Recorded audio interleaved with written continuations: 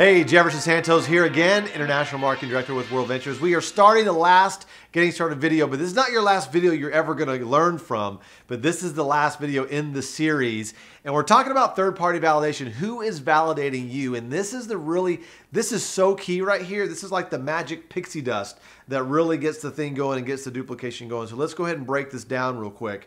And so you've got you and your prospect.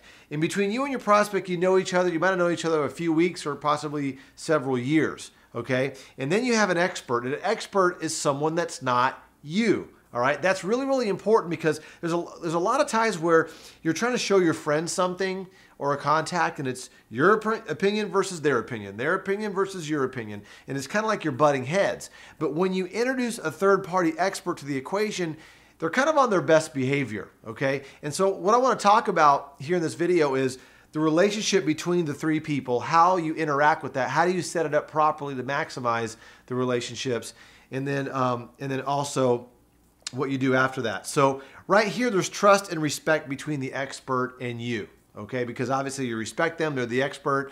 There's trust there because they're helping you build your business. Now, the expert does not have to be somebody in your upline. A lot of people get a little bit trapped in that. They have to say, well, somebody in my upline, which is those are the people above you in the compensation plan that are financially incentivized to help you, okay? It's mathematically impossible for your upline to do three-way calls with everybody. Does that make sense? Or a two-on-one presentation or a three-way call. So an expert is anybody that you've met in WorldVentures that's got a great story that can kind of basically help validate what you're already saying. Does that make sense? Because we always say a prophet is not a prophet in his own hometown or his own land or her own land, okay? Familiarity breeds contempt. If they know you too well, they're not going to respect you on a certain subject, okay? So there's trust here because you're showing your friend or your prospect or whatever, but a lot of times there's not respect on the subject of building a business, right? And so here, you're going to create a bridge of respect between your prospect and also the expert, okay? And you're going to do that using a term called edification. You know, and edification means simply this. It means to build up or to strengthen, okay? And what you're going to do, and I'll explain and give you the verbiage here, is what you're going to do is you're going to introduce your prospect to the expert. And the only thing your prospect knows about the expert is what you say about the expert, okay? And you kind of want to build it, not false flattery, but genuine edification, but you want to act like the expert like walks on water, or they're kind of like Donald Trump or something like that. You want to really build them up to where your prospect's like, wow, I'd love to talk to them. And versus, you know, some kind of ambush thing where you're kind of ambushing it with two people on one person. You don't want to create that situation, all right? So let's kind of play this out here. So let's just make an example. Let's say it's a three-way phone call. A three-way phone call or two people that are in the business that are talking to somebody that's not in the business. That's what a three-way phone call is, all right? And so what you want to do too is call your expert or text your expert first, or maybe you've got several experts that you can use and kind of group text them and say, hey, who's available today at 5 o'clock or tomorrow between 4 and 6? Who's available for a three-way phone call, quick validation because I'm doing some presentations. So don't just rely on one person to be your third-party expert. Have other people as well so you're not painting yourself into a corner, all right? And so don't ambush your expert. For example, here's what ambushing is. You call your expert. Let's say I'm calling Rob up. Hey Rob, hey, it's Jefferson. I got Jared on the line right now, or I got Megan on the line right now. Can you talk to him? Like, they could be in the middle of a presentation. They could be in the middle of changing their kid's diaper. I don't know. Like, don't ambush your expert. Let them know that you need their help in a few hours or possibly a day in advance. That really helps. That. And also, your expert has caller ID. So if you keep on ambushing them, they're probably not going to take your calls anymore. All right. Little joke there, a little being facetious. All right, so let's talk about how the introduction happens, all right? So let's say there's you, there's your friend that's a prospect, and then there's the expert. So for example, let's say I'm talking to my prospect, Megan, okay? And I'm introducing to my expert, Rob, okay? So I'm gonna text Rob up way beforehand. Hey Rob, listen, I've got a prospect named Megan I'm talking to at 6 o'clock, between 6 and 7 today. Are you gonna be available? Okay, and let's say he replies, sure, yeah, I'll be available. Say, great. So about a minute before the call, I call Rob up, my expert, and I say, Rob, here's who Megan is, kind of give them a lowdown on, her personality type, what her hot buttons are, things like that. Because once I get Rob on the phone with Megan, pretty much I'm going to be quiet and let Rob take over. I'm going to let Rob do the heavy lifting, the expert do the heavy lifting for me. Okay, that's how simple this business is. A lot of us, you're trying to do it all, put it all on your back. Don't put it all on your back. Use a third-party validation, all right? So give him a heads up. So he's well informed when he goes into the phone call to help move her to a buying decision, okay? And the expert's job is to get the prospect pretty much to a buying decision or very, very close, okay? And I'll come back to that in a second, all right?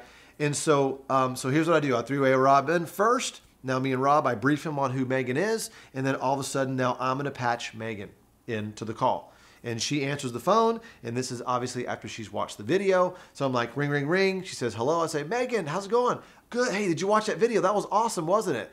And I'm nodding my head even when I'm on the phone, like, because the body language goes through the phone, right? And she's like, oh, that was great. Now let me pause for a second. If I asked Megan, that was awesome, wasn't it? And she's like, well, I don't really know. I'm probably not going to introduce the expert on the phone. He's probably just going to stay quiet, and I might just kind of say, hey, is there any reason why you wouldn't want to do this? And she's kind of negative. I'm not going to even bring my expert on the phone or introduce her, because then all of a sudden it gets all weird and stuff. I'm not going to do that. Okay, so just be cognizant of that. And so I call her up. She's like, yes. Oh, that was awesome. That was awesome, wasn't it? She's like, yeah, that was great. So, hey, listen, real quick. It's very important that you say the word real quick, okay? So, hey, listen, real quick, Megan, I took the liberty to grab my friend Rob. He's on the line with me right now. He's only going to pop on here for a couple of seconds to say hello. But Rob is, he owns 7 companies, very, very successful in his own right, doing very well in the business. And hey, Rob, my friend Megan, matter of fact, we went to school together, and she's one of the smartest gals that I know. She really helped me with a lot of tests and stuff. And I wanted you two guys to meet, and Rob meet Megan, Megan meet Rob. Okay, so I edified the expert first to my prospect, Megan, and then I edified Megan to my expert. So now she knows that the expert knows who she is. That's important, okay? And then the last piece is once I make the introduction, I kind of step back and put duct tape on my mouth, and I don't say anything. I never interrupt my expert. He's doing all the heavy lifting. Every time I jump in and interrupt him, I'm breaking down the credibility, okay? And that's just hurting my own paycheck, right? And so it's not about me trying to facilitate what I think I know. It's about the expert doing the heavy lifting. All right, so now the last thing is the expert's going to return the edification to me. So it might sound something like this. Rob might say, oh, Megan, how long, man, Jefferson, I know went to school with Jefferson, but Jefferson is just on his way to the top in this company, and it's so awesome that you guys are, great friends. And so now the expert, like the Donald Trump type person that I've edified, is now saying good things about me in front of my prospect or my friend. So now she sees me a little bit differently now, because the expert edified me. So now everybody's raised up. The whole information gateway is like kind of open now to really have this conversation. So now the expert's going to ask Megan some questions. This training video is not about what the expert's going to say. It's about what you say to set everything up, which I just talked about. And so he's going to talk to her and all that, ask questions, get her to make a buying decision, and get her to make that decision or get her right, like really, really close, okay? So now the call is over. Hey, great to meet you. Thank you very much. Looking forward to working with you. And the expert's also going to talk about how we're going to work together as a team, how's their support, all that stuff, all right? So now we hang up, expert hangs up, and I'm going to stay on the phone with her real briefly for just like a minute, okay? I don't want to get caught on the phone by myself trying to like backpedal. But what I want to do right here is I'm going to tell Megan, say, Megan, listen, you know me, right? And I'm doing this with or without you, but I'd love to have you on the team. I'm going to put thousands of people in this thing. I'm excited about it. It'd be a blast for all of us to go on trips together. Are you ready to get started? And I'm just going to pause and wait for her to say yes or well, or I'm just going to be quiet, right? I'm going to give her time to process and think. Because see, sometimes you think the expert's supposed to do all the work. Yeah, they do most of the work, most of the heavy lifting. But really, you're the one with the relationship with your prospect. So the expert's going to get him right to the goal line, okay? And all you're going to do is just kind of nudge him over. You're just going to say, hey, you know me, right? We've known each other for 15 years. We've been doing business now for 20 years, whatever the relationship is. And then you just say, Hey, you ready to get started? And you just ask them. You make it personal and talk about how you're going to crush this thing. People follow people with certainty and that know where they're going. And if in your posture, in your voice, that you're excited and you're letting your prospect know, that your friend know that you're going to do this with or without them, they're going to be like, yeah, like I'm in. Okay. But it's all about your posture and how sure you are and that you're going to do this thing. All right. The expert already did the heavy lifting for you. All you got to do is nudge them over the edge. Cool. Awesome. So that's how edification works. That's how you build that respect bridge between the expert and the prospect so they have leverage, okay, to help your prospect make a buying decision. And that's how edification works. And that also works on a 2-on-1 presentation at a coffee shop. It also works when you're just getting your new person started and you just want them to hear a bunch of new stories to kind of get their pulse up and get them excited at the end of a presentation. You can just edify all these different reps in that presentation to your prospect. 5 different experts can be in a presentation. All these people that have WorldVentures stories, just introduce your prospect to all the different people in WorldVentures and let them hear their stories. And it just kind of validates everything. Does that make sense? And so the more you use this right here, the more you're going to be successful. I always get people that are like, well, Jefferson, I'm talking to all these people. I've done 50 presentations, but nobody signed up.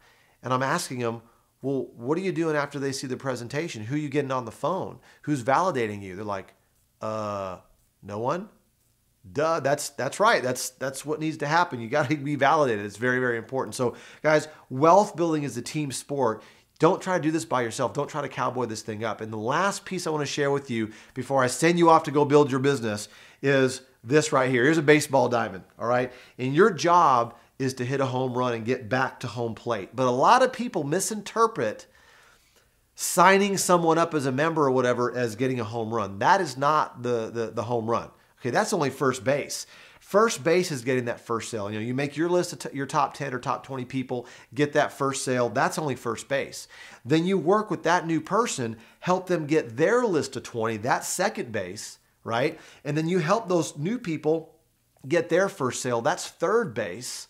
Okay. And then you getting your 6 is home plate. See, a lot of people, they think that getting around the bases is just making a sale. No, it's about getting to work. See, getting to work is getting to home plate. Getting that duplication is getting to home plate. That's the key thing that you need to do. And if you remember in a prior video, I talked about, 6, getting 36, 216, and 1296, right? On that 4th level, 1296, hypothetically, could earn you well over $25,000 in cycle pay and over $6,000 in residual income every single month. And so that's all you have to do is, we start at the beginning is getting your 6, and I'm ending right now full circle getting your 6 and going around the diamonds here. So with that said, happy building. I look forward to seeing you at one of our next training events in person and also on the beaches of the world. See you soon.